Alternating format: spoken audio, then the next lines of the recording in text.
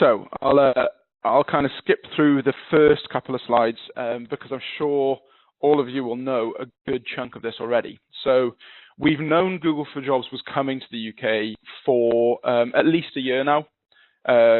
News in the US was dropped about 2 weeks before it launched in May 2017. And actually, over the last 2-3 months, we've been running kind of an increased number of Google for Jobs webinars because we actually saw it appearing randomly in the UK. And we were privileged enough to be granted access to it as well. So we could really start testing it, start exploring the platform, start really to get to know how it works, what to do to rank higher and to drive more traffic and applications as well. So we were really lucky to have early access to Google for Jobs. And when that started happening, when that kind of random testing started appearing, that was a surefire notice to us that actually we were going to take responsibility to kind of say, look, Google for Jobs is coming, to be sharing as much information as possible so that everyone is armed with what they need to get ready, because realistically from that point, it could have been weeks, it could have been months. It wasn't going to be very long before it launched, but at least we all had a heads up. Officially, it launched on the 17th, so just under 10 days ago. And so what I wanted to kind of do today is kind of run through what Google for Jobs is, how it works, what we've kind of been seeing to date, and explore a few topics that I know have been talked about quite a bit. So the kind of doom and gloom side of Google for Jobs before it launched was that in the US, worst case scenario was that people had seen up to 50% of their traffic disappearing. Now, it's worth mentioning, we've been quite clear about this, that didn't happen across the board. Some websites saw absolutely no impact on their traffic whatsoever by not being ready. But for some careers websites, it did mean they lost up to 50% of their traffic. And now we are seeing slightly different things in the UK, but we will cover that a little bit later on in the webinar. On the flip side, the way we have been looking at it is that there was always a risk for not being ready. No one really knew what that risk was going to be or to what extent it was going to hit the UK market. But one thing that was clear to us, that's always kind of been clear to us, is that there is a real huge opportunity here. And that's really what we're interested in. And I'll go into this a little bit later on, but basically Google for Jobs presents an SEO opportunity to employer brands that has never been there, because that space has been dominated by job boards and job aggregators for a long time now.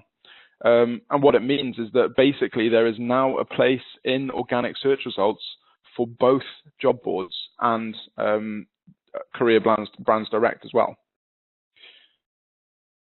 So one thing to start with, and it is quite a direct point, but Google for Jobs has not been developed. It's one of the first tools in our industry that has not been developed as a product that businesses can buy into. First of all, it's been developed as a tool for making the job search process better. So it's designed to help people find the jobs they want to apply for faster and improve that application process as well. So yeah, to start with, Google, in a nutshell, in everything they do, want to make the process of searching for something quicker, easier, and more enjoyable for their users. And that's basically what's happening here. Google is saying, here's a really effective tool. Employer brands and job boards can be ready for it or not. But actually, we don't mind because we've developed this for job searchers to use and to improve their experience overall.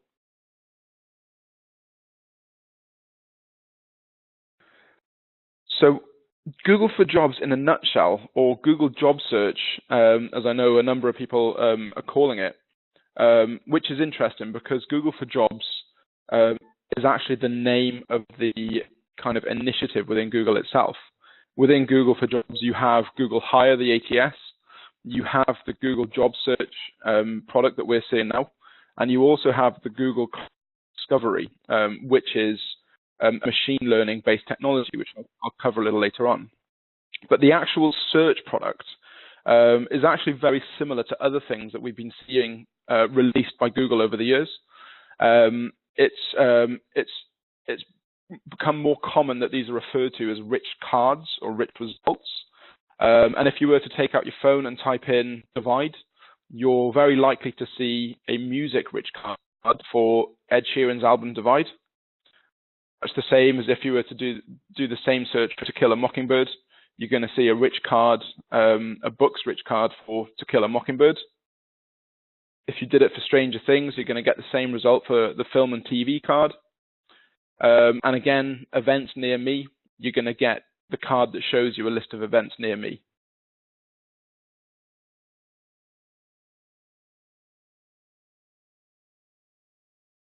Sorry to hear that you still can't hear anything, Andy. We'll definitely get a recording over to you.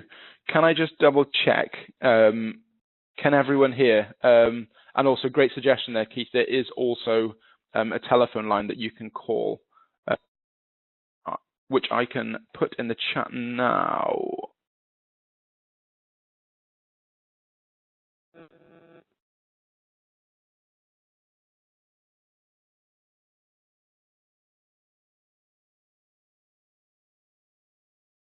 Okay, maybe I can't put it in the chat now because it will end the call. But yeah, if you're able to dial in, I definitely recommend that. And if not, we'll get a recording over to you.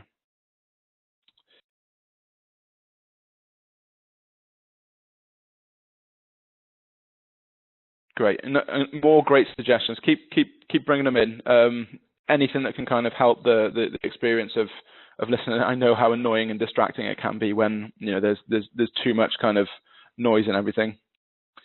So on the events page, so no need to do anything on the events page here. This is just an example of how you're not seeing the typical Google results that we're used to seeing. You're actually seeing a rich card appear, which you can expand and actually browse events within Google itself.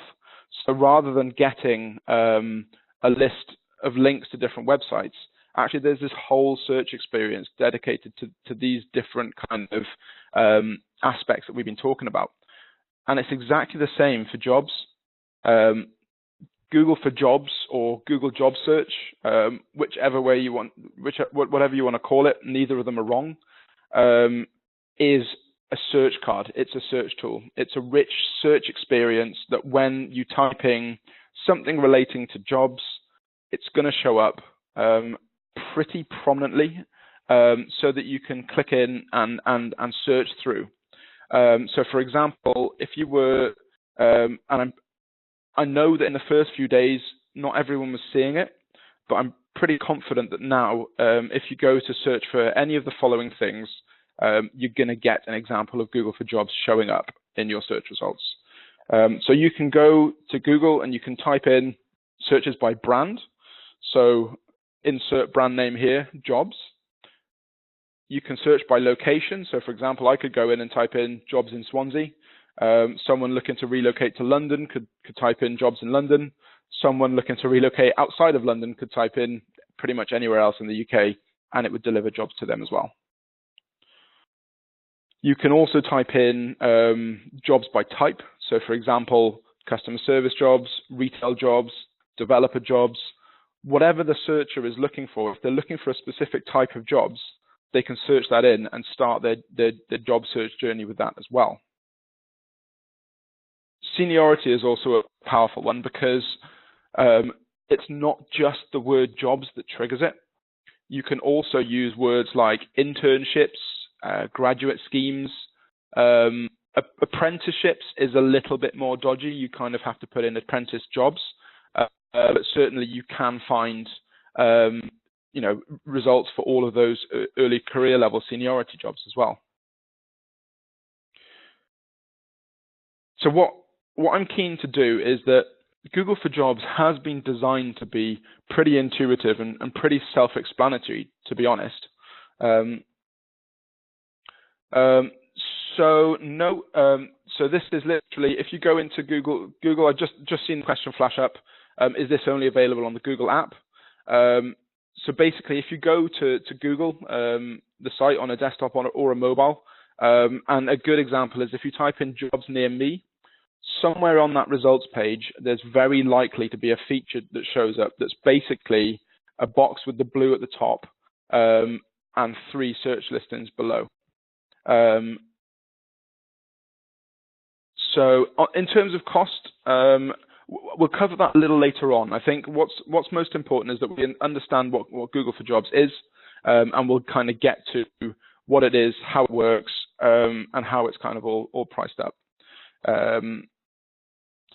So based on that, it's a search experience. It shows up. It's going to be showing up when people are searching for jobs, as they always have done. It takes up a full screen worth of space, and it's normally quite high up. It can be a little bit lower down. But most importantly, what we want to cover off today is that there will be a number of people who've dialed in here that are going to be in one of these different categories of kind of approaches to Google for Jobs. So some people are going to wait and see what happens. So not ready for Google for Jobs, not necessarily knowing what the impact levels are going to be, and kind of ready to see kind of what happens and if it is as important as everyone says it's going to be. The next step is the people that saw it coming and are already in the process of getting ready for it. And the third category of people are those early adopters who are ready and want to harness it to drive more applications through their career site. So before we kind of go through that process, I really want to talk about the Google for Jobs opportunity, what it actually means for our industry, what it means for job searchers, what it means for anyone looking to drive applications through to their jobs. On a worldwide basis, not far off the entire population of the internet using world searches every day. It's a big number. It's over 6,586,000,000. And every day, this is the number of searches that are made via Google. The full number is there as well if you wanted to actually see what number that was. But when we break it down to the UK, it starts to get even more interesting.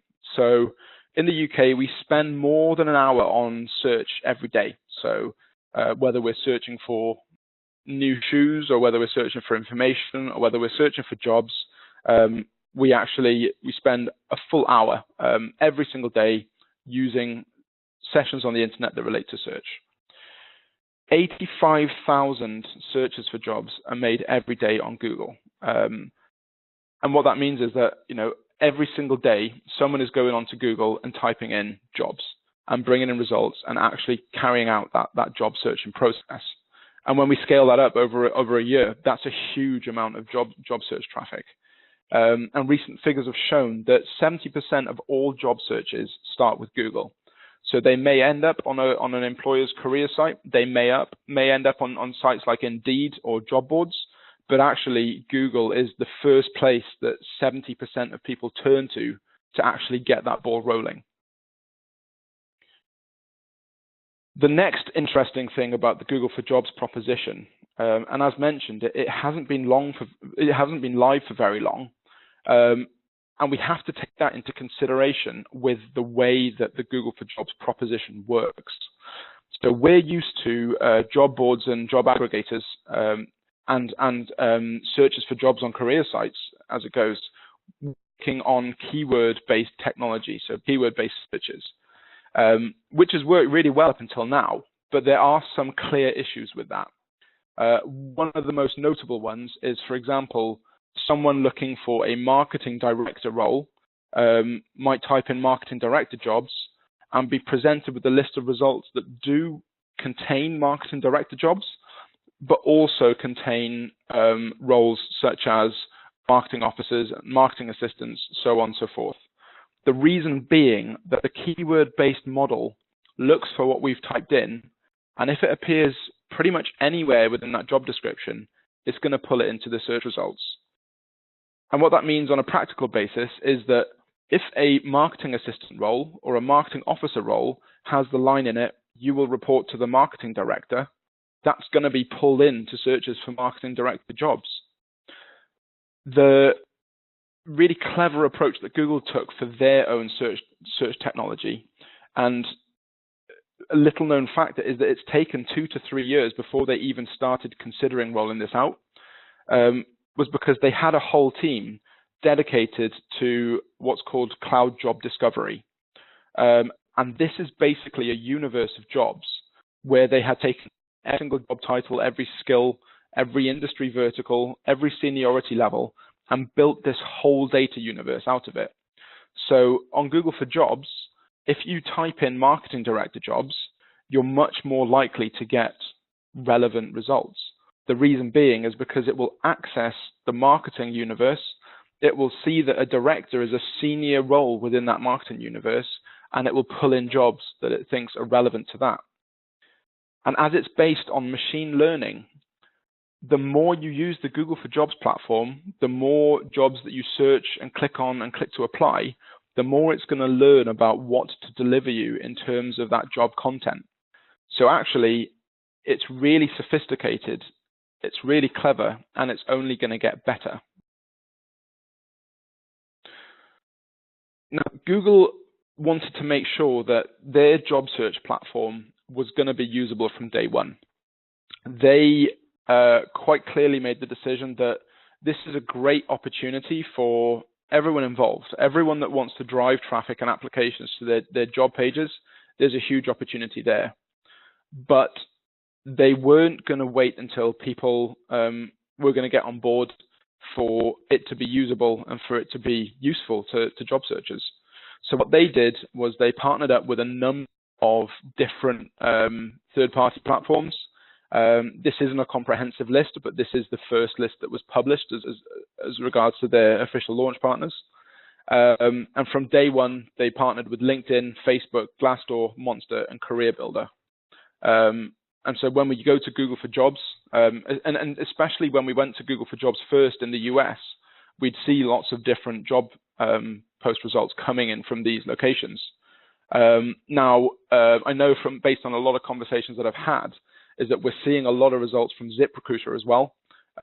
Were a lot less heard of in the UK before Google for Jobs launched, and we've got a little bit to talk about ZipRecruiter coming up. So as we've seen, Google for Jobs is chock full of search results from an array of different places, but there's not that many employer brands that are actually ready in the UK just yet.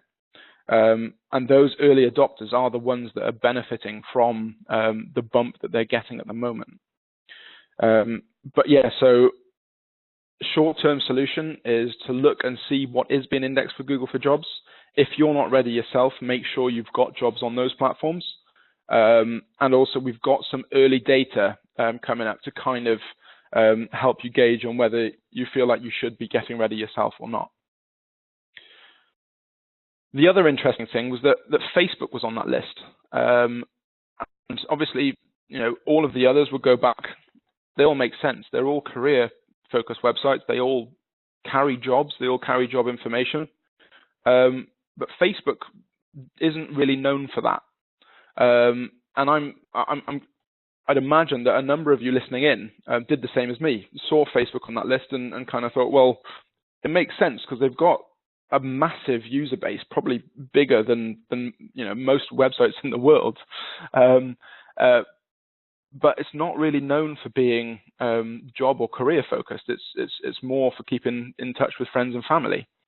But actually, to kind of shed some light on that, after doing some digging when I initially found the news, what's happening here is that very quietly under the radar, Facebook released a new type of content, and that is Facebook Jobs. So much like you can go on to Facebook and post a video or an image or a website link or just a piece of text, you can also now go on and post a job. And people can apply using the information on their Facebook profile, much the same as a quick apply in LinkedIn. And where we are actually seeing Google for Jobs indexing jobs from Facebook, and if you see any of those, have a click through and look, because it will take you direct to a Facebook jobs post on Facebook to which you can apply. And actually, any applications, it will either send through direct to that company via Facebook Messenger, or it will ping it through via email to whoever is configured to receive them. And this is another interesting thing and a conversation for later, because it really starts to push the importance of chatbots in recruitment as well. So a key thing to bear in mind before we start looking at the data is that what I'm about to share with you, and anything that you've read about Google for Jobs in the UK market, we can't trust it yet. The reason being is because it's been live for less than 10 days. The data is not statistically significant. People have been ready, but there hasn't been enough traffic and enough insights to start optimizing and really driving the value of Google for Jobs. And also, as we talked about the machine learning and the AI behind the technology, there has not been enough time for it to learn and to really gauge the UK audience. So anything that we've read online about Google for Jobs, it can't be trusted. And that also goes for the data that I'm about to share, because there isn't enough data to be statistically significant. But knowing how little data there is out there, I was keen to share some of what we're seeing. So to start it off, the big question, and certainly what we were hearing from over from the US before launch, was that the sites that were being most affected through not being ready for Google for Jobs were those that relied on Indeed most heavily for their traffic. It's worth saying that in the early stages, it doesn't seem to have affected very much at all. Indeed seems to have come out absolutely fine. And I was mentioning that, you know, there is likely to be the case where this isn't true, where it has had a significant impact. Actually, Indeed traffic looks like it's actually grown a little bit across the board, which is quite interesting. And so we'll have to see how that pans out over time. But the truth of the matter is, Google for Jobs versus Indeed, too early to tell. It doesn't look like Indeed have suffered a massive blow. The one thing that is fair to say is that people coming to career sites from Google for Jobs are ready to apply. We've seen anything from 1 in 100 people, so 1 in 10 people applying for a job, to 1 in 3 people applying for a job when coming through from the Google for Jobs platform, which is huge. And across the board, it evens out at around 17% of people that come through from Google for Jobs then go on to apply for a job on that site, which in most instances is pretty comparable to Indeed traffic as well. So as a scale of kind of, as an idea of how Google for Jobs works, it's actually driving people who are looking for jobs and who are actually ready to apply for a job as well. And on the volume front, these are projected on taking what we've seen in this short 9-day window and scaling it up over a period of 12 months. Okay, so with this relatively small relatively small amount of data and a small window of time, by scaling that up, we would expect that the clients that we're working with will benefit from anywhere between a bump in 171 extra applications over time to over 2,000 over the course of 12 months. And we expect that as Google for Jobs continues to learn, and as people start to optimize their Google for Jobs search results, that this will most likely grow to be much more significant. Another really important point worth making is that Unlike any other, unlike most other job boards and job aggregators, you can't take a job and put it on Google for Jobs. You can't pay to sponsor a job on Google for Jobs. There's no way of submitting a job as a one-off at all. So sorry, just to clarify on that previous slide, this data is based on what we're seeing in the UK. We have got a case study on what we're seeing in the US, but this is purely based on the data that we're seeing in the UK so far. So Google for Jobs is SEO. Okay, so it's taking an opportunity to feature search and to rank against those 85,000 searches for jobs every day. We can't just pick up a job and go, we'll put it on Google for Jobs, because it doesn't work like that. We can't go, I'm going to push this Google for Jobs post using this amount of money, because there is no paid for promotion. It actually relies on having job pages that are well optimized and presenting the appropriate data in the appropriate places.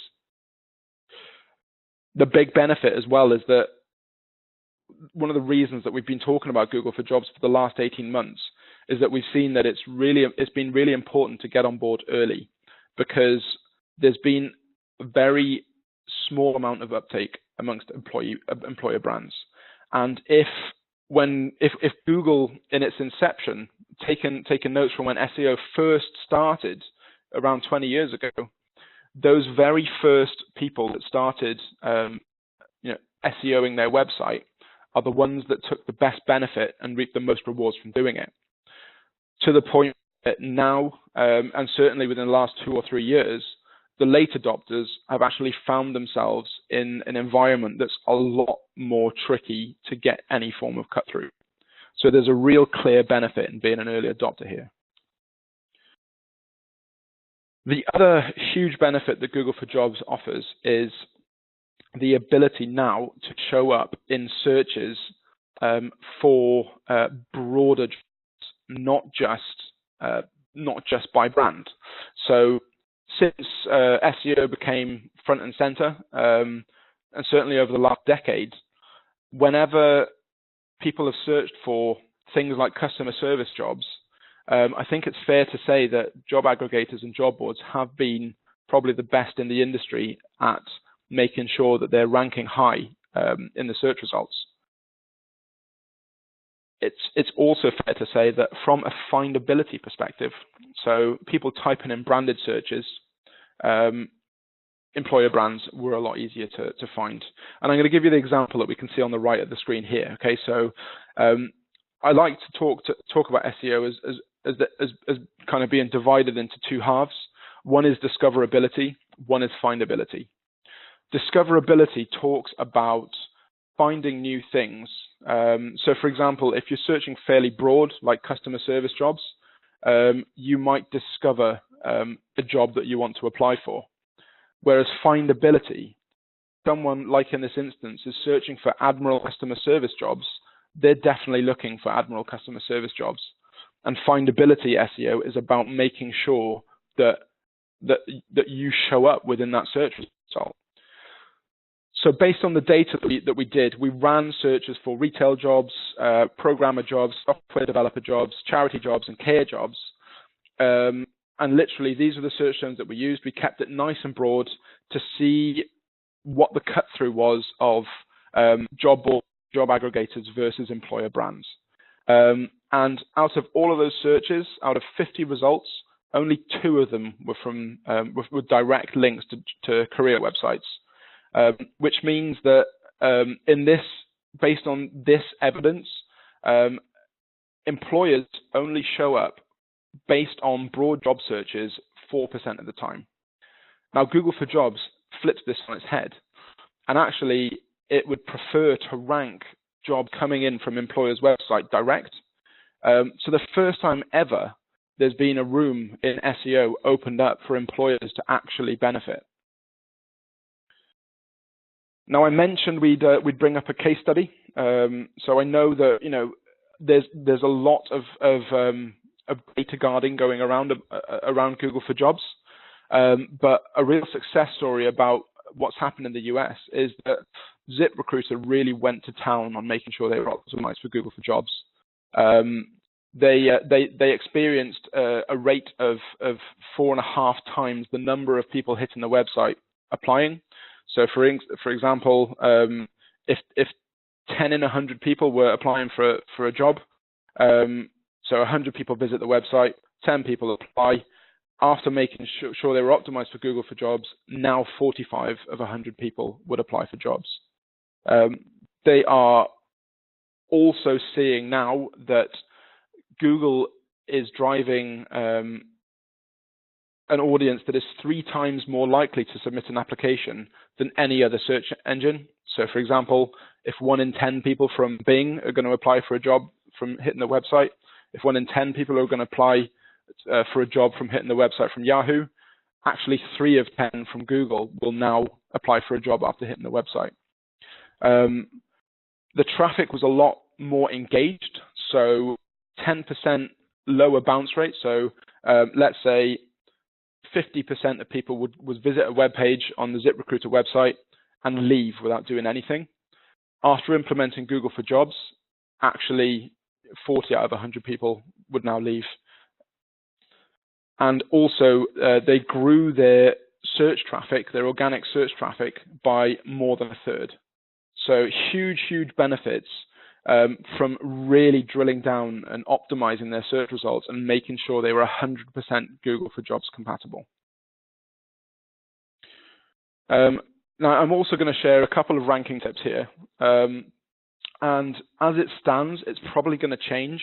But actually, Google for Jobs optimization is not as complex and advanced as usual search engine optimization. Whereas there are so many other ranking factors for a typical result in Google on the organic page before you go in and look at jobs. Actually, Google for Jobs, more than anything else, is a race to 100% completion on the install and on the configuration. And what that is basically all the recommendations that Google gives. If you tick all of those boxes, then you are more likely to rank much higher than anyone else in the search results. And what it looks to rank better. So for example, if you've got all the forms filled out, if you have your sitemap correctly configured, if everything is set up to notify Google of any changes and to take down any jobs when they disappear, amongst a raft of other things that you have to do, all things created equal, Google will rank things in this order. So it'll rank results from career sites first and foremost. It wants to reward employer brands because it knows that is the quickest route to someone filling in their application. It then wants to rank apply links from niche job boards for niche roles. So for example, if we were talking about jobs in the finance sector, we're going to see eFinancial Careers rank pretty high. Whereas if we're looking for things like customer service and retail jobs, we're going to see more generic job boards like Reed ranking a lot higher. But the thing that's consistent across the board is that Google wants to rank links from career sites higher than anything else. And as I mentioned, optimization is key. We're less than 10 days into Google for Jobs being live. We're seeing some results, but it's fair to say that Google for Jobs has been implemented across the board, but there is a phase now that's needed for those employer brands that have Google for Jobs installed. They now need to be optimizing and making sure that they're able to climb the ranks and benefit from that increased amount of traffic and increased amount of application. And from a top level, we're not going to share the bits of the recipe of the secret sauce that we've managed to find, but through experimentation, through a lot of hard work, we have been able to avail a lot of the ranking factors. So from a top line perspective, you are going to rank much better if your Google for Jobs code is properly installed and configured and has all the correct fields, that your jobs are all up to date and Google is notified of any changes, and that the information provided to Google for Jobs is as comprehensive as possible. And we actually break this out as part of our kind of support packages. It's a good question there. Are location-based searches classed as generic or specialist? So a location-based search would still be generic. So it's a bit of a tricky one there, because you're going to see more of a mixed bag at first, but over time, it depends what type of jobs the person is looking at. If they're looking at specialist roles, more often than not, they're going to see much more specialist roles showing up over time, because the system will use its machine learning and go, that person typically looks for this type of job. Whereas if you are looking at more generic roles, then that's what you are more likely to see over time. So a bit of a recap of what we've run through, and almost the reason why Google for Jobs, anyone that's saying they believe it's going to be a big player in the industry once it grows to where we expect it to, is that 85,000 job searches are made on Google every day in the UK, which is a phenomenal number, and that is the number of times that the Google for Jobs platform is going to be visible every day. It takes up a full scrolling width on the screen, and it usually ranks towards the top of the page, which means it's going to be really tricky to miss, and quite purposefully on Google's part as well.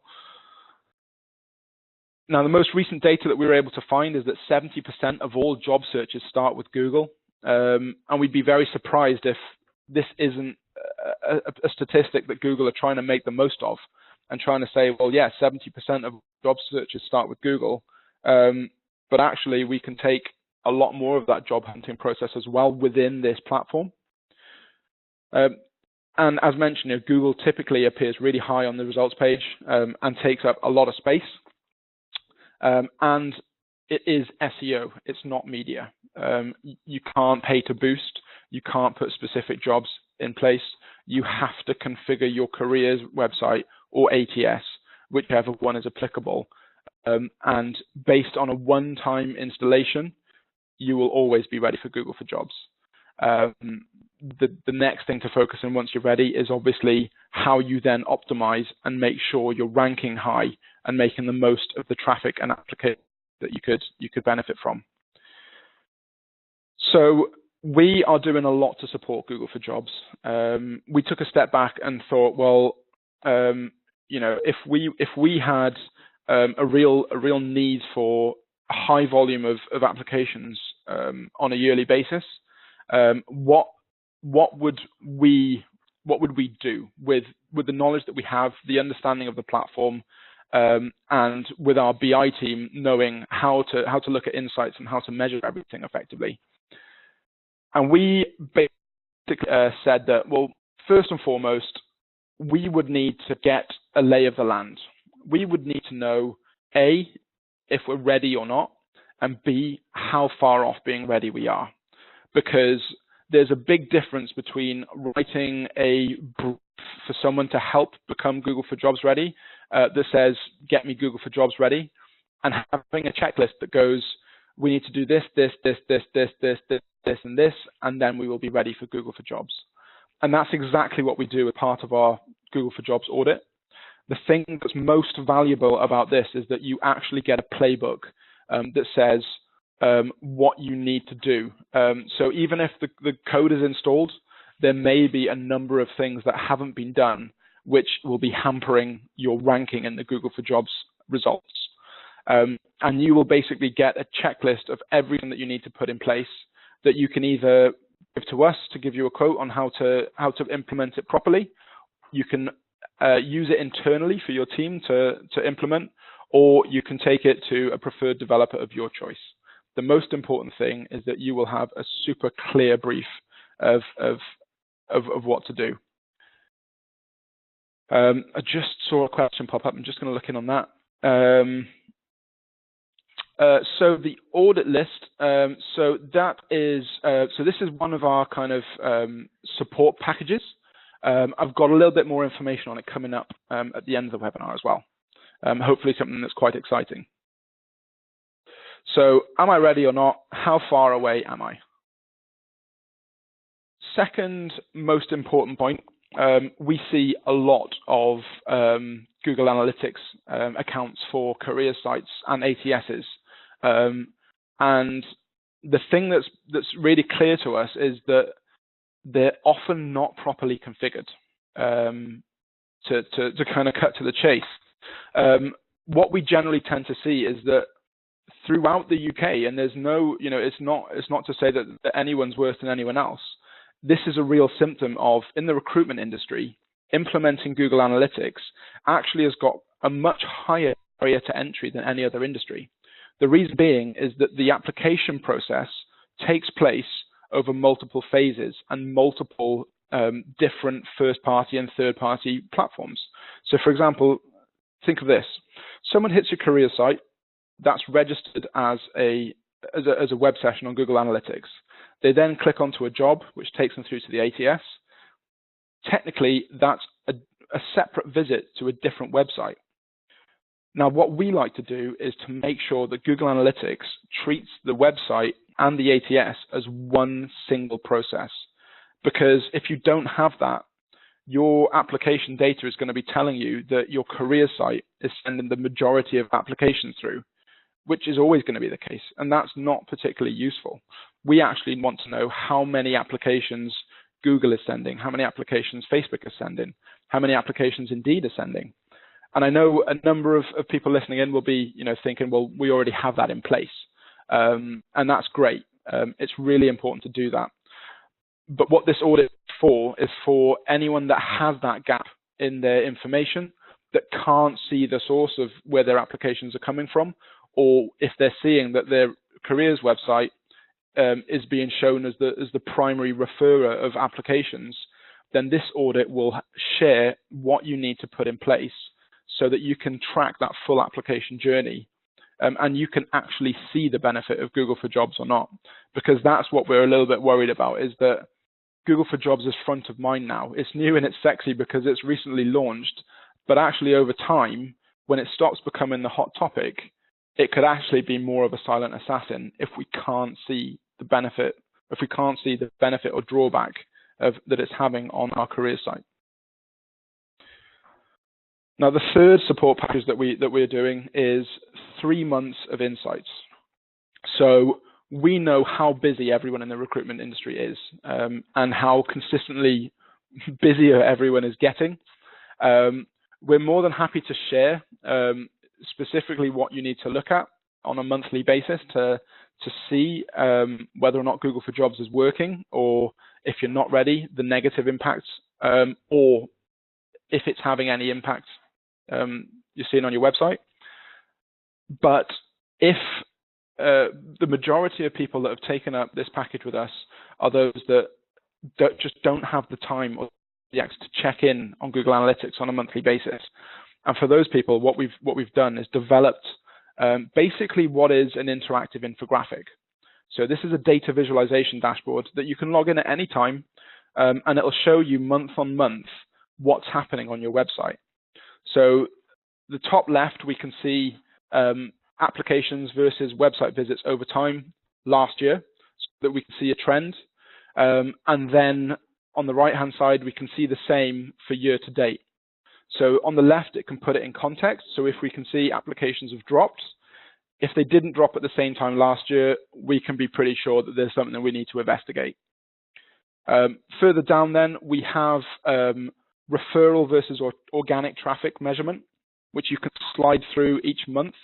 So for instance, if you see that July hits and actually search traffic grows and referral traffic shrinks, what that's going to suggest is that Google for Jobs is having a positive effect, providing you're ready, and that traffic from Indeed may be falling. You may see the opposite. You may see that if you're not ready, organic traffic may be falling and referral may be growing. But either way, it's going to share some really useful insights. And then the last one down then is the bump chart. And this will show you where your applications are coming to from your website on a month-by-month basis. And it'll rank them from 1 to 5.